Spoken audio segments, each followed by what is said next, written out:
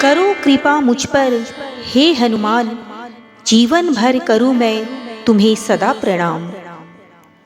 जय श्री राम, जय हनुमान। भक्तों, क्या आपने कभी सुना है एक ऐसा मंत्र जो हनुमान जी को पुकारते ही आपके जीवन की सबसे बड़ी मुसीबत को तुरंत पलट देता है? मंगलवार का ये पावन दिन है और आज आप उस चमत्कारी मंत्र को सुनने वाले हैं। लेकिन याद रखिए, अगर आपने इसे अंत तक सुना तो हो सकता है अगला चमत्कार आपके ही जीवन में हो।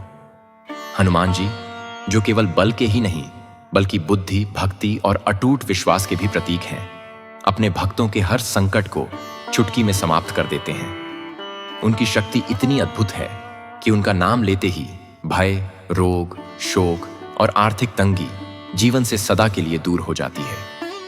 एक समय की बात है, एक निर्धन व्यापारी ने लगातार 21 मंगलवार हनुमान जी के इस मंत्र का जप किया।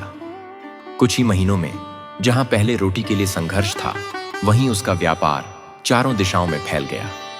वह आज भी मानता है कि उसकी सफलता का श्रेय केवल और केवल हनुमान जी की कृपा को जाता है। भक्तों, अगर आप भी अपने जीवन में सुख, समृद्धि और विजय का आशीर्वाद पाना चाहते हैं तो इस मंत्र जप को अंत तक अवश्य सुनें। और अगर आप सच्चे बजरंग बली के भक्त हैं तो इस वीडियो को अभी लाइक करें और हमारे चैनल को सब्सक्राइब करें ताकि हनुमान जी की कृपा हमेशा आप पर बनी रहे। मनोजवं मारुततुल्यवेगं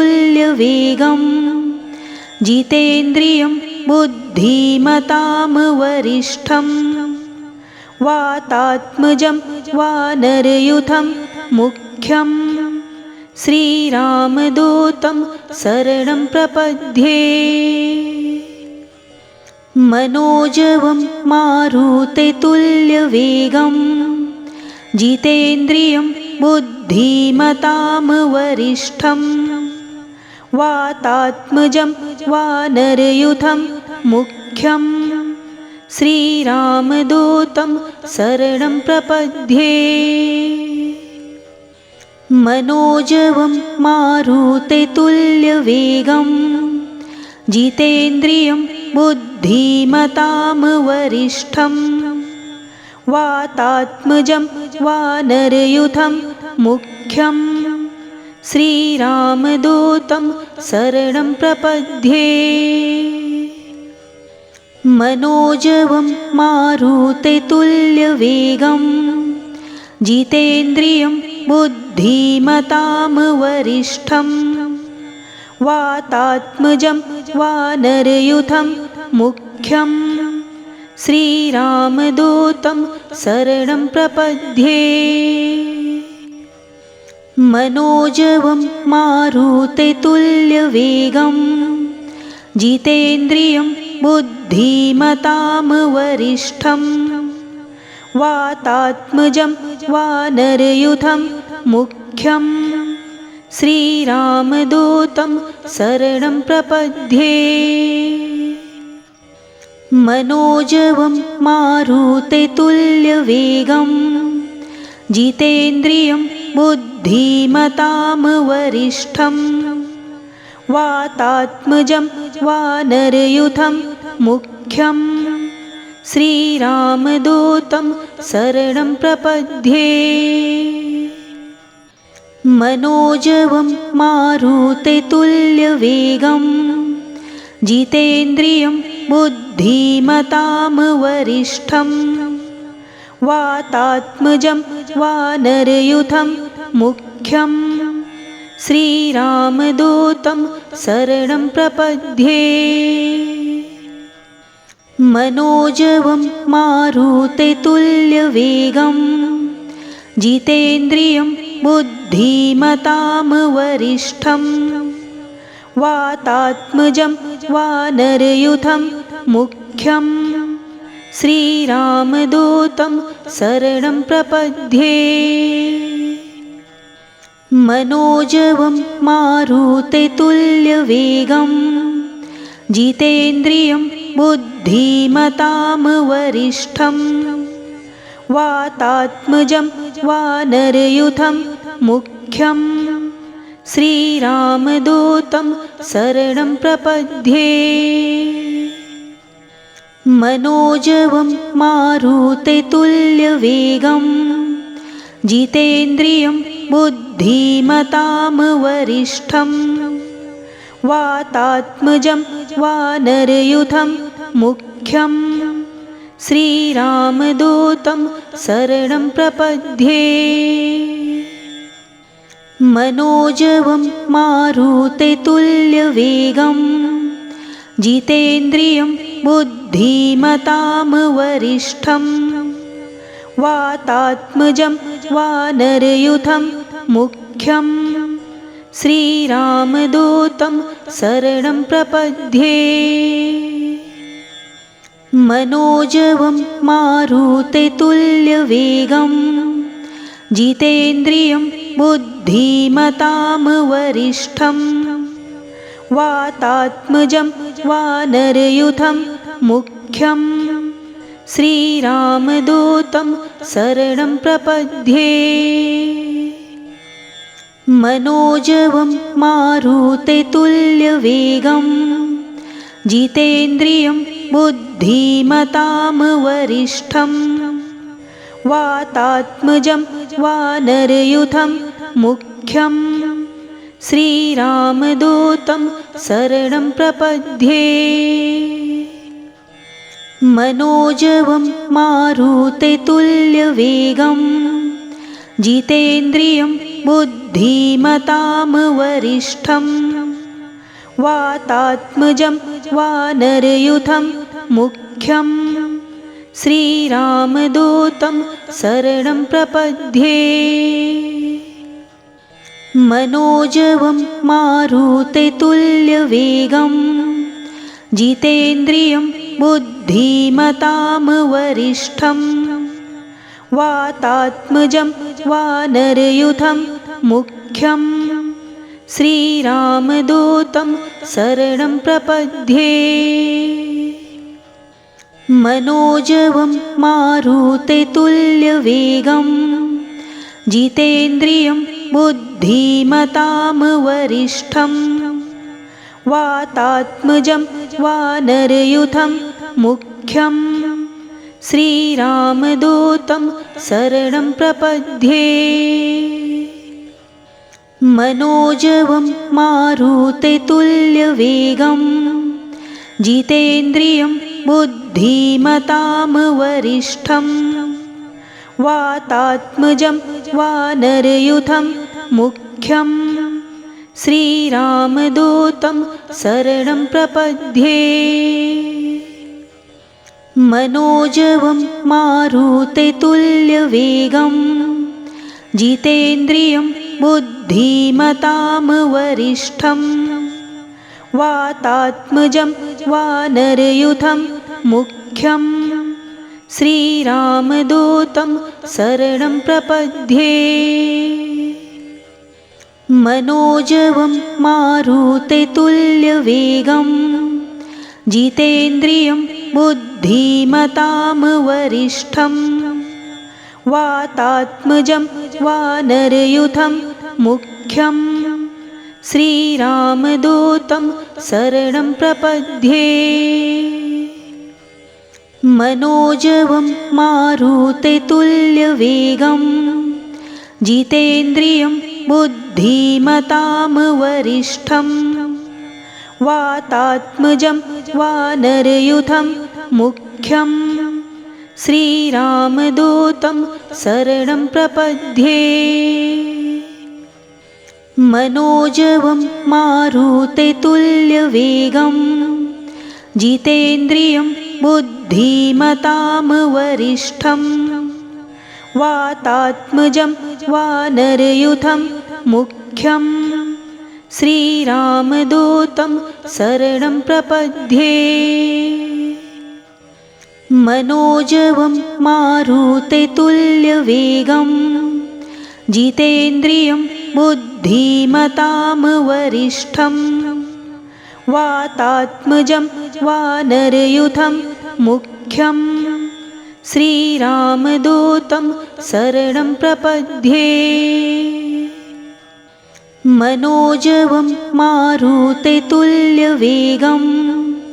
जितेन्द्रियं बुद्धिमतां वरिष्ठं वातात्मजं वानरयूथं मुख्यं श्रीरामदूतं शरणं प्रपद्ये। मनोजवं मारुततुल्यवेगं जितेन्द्रियं बुद्धिमतां वरिष्ठं वातात्मजं वानरयूथं मुख्यं श्रीरामदूतं शरणं प्रपद्ये। मनोजवं मारुततुल्यवेगं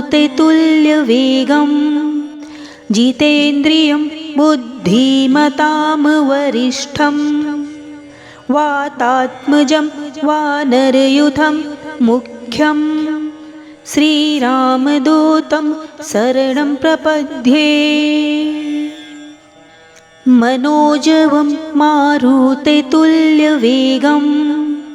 जितेन्द्रियं बुद्धिमतां वरिष्ठं वातात्मजं वानरयूथं मुख्यं श्रीरामदूतं शरणं प्रपद्ये।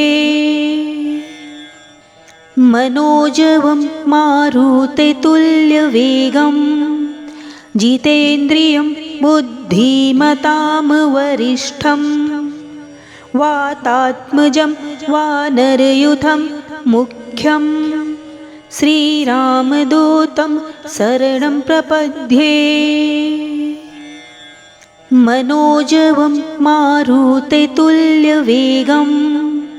जितेन्द्रियं बुद्धिमतां वरिष्ठं वातात्मजं वानरयूथं मुख्यं श्रीरामदूतं शरणं प्रपद्ये।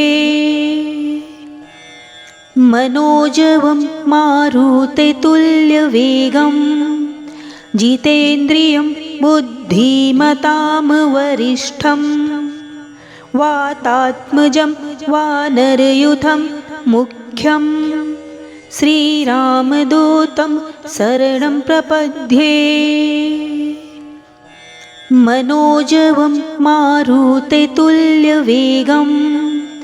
जितेन्द्रियं बुद्धिमतां वरिष्ठं वातात्मजं वानरयूथं मुख्यं श्रीरामदूतं शरणं प्रपद्ये। मनोजवं मारुततुल्यवेगं जितेन्द्रियं बुद्धिमतां वरिष्ठं वातात्मजं वानरयूथं मुख्यं श्रीरामदूतं शरणं प्रपद्ये। मनोजवं मारुततुल्यवेगं जितेन्द्रियं बुद्धिमतां वरिष्ठं वातात्मजं वानरयूथं मुख्यं श्रीरामदूतं शरणं प्रपद्ये। मनोजवं मारुततुल्यवेगं जितेन्द्रियं बुद्धिमतां वरिष्ठं वातात्मजं वानरयूथं मुख्यं श्रीरामदूतं शरणं प्रपद्ये। मनोजवं मारुततुल्यवेगं जितेन्द्रियं बुद्धिमतां वरिष्ठं वातात्मजं वानरयूथं मुख्यं श्रीरामदूतं शरणं प्रपद्ये। मनोजवं मारुततुल्यवेगं जितेन्द्रियं बुद्धिमतां वरिष्ठं वातात्मजं वानरयूथं मुख्यं श्रीरामदूतं शरणं प्रपद्ये। मनोजवं मारुततुल्यवेगं जितेन्द्रियं बुद्धिमतां वरिष्ठं वातात्मजं वानरयूथं मुख्यं श्रीरामदूतं शरणं प्रपद्ये। मनोजवं मारुततुल्यवेगं जितेन्द्रियं बुद्धिमतां वरिष्ठं वातात्मजं वानरयूथं मुख्यं श्रीरामदूतं शरणं प्रपद्ये। मनोजवं मारुततुल्यवेगं जितेन्द्रियं बुद्धिमतां वरिष्ठं वातात्मजं वानरयूथं मुख्यं श्रीरामदूतं शरणं प्रपद्ये। मनोजवं मारुततुल्यवेगं जितेन्द्रियं बुद्धिमतां वरिष्ठं वातात्मजं वानरयूथं मुख्यं श्रीरामदूतं शरणं प्रपद्ये। मनोजवं मारुततुल्यवेगं जितेन्द्रियं बुद्धिमतां वरिष्ठं वातात्मजं वानरयूथं मुख्यं श्रीरामदूतं शरणं प्रपद्ये। मनोजवं मारुततुल्यवेगं जितेन्द्रियं बुद्धिमतां वरिष्ठं वातात्मजं वानरयूथं मुख्यं श्रीरामदूतं शरणं प्रपद्ये। मनोजवं मारुततुल्यवेगं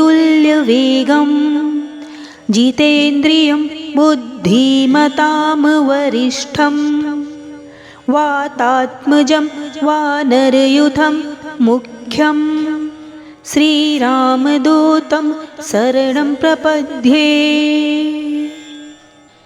मनोजवं मारुततुल्यवेगं जितेन्द्रियं बुद्धिमतां वरिष्ठं वातात्मजं वानरयूथं मुख्यं श्रीरामदूतं शरणं प्रपद्ये।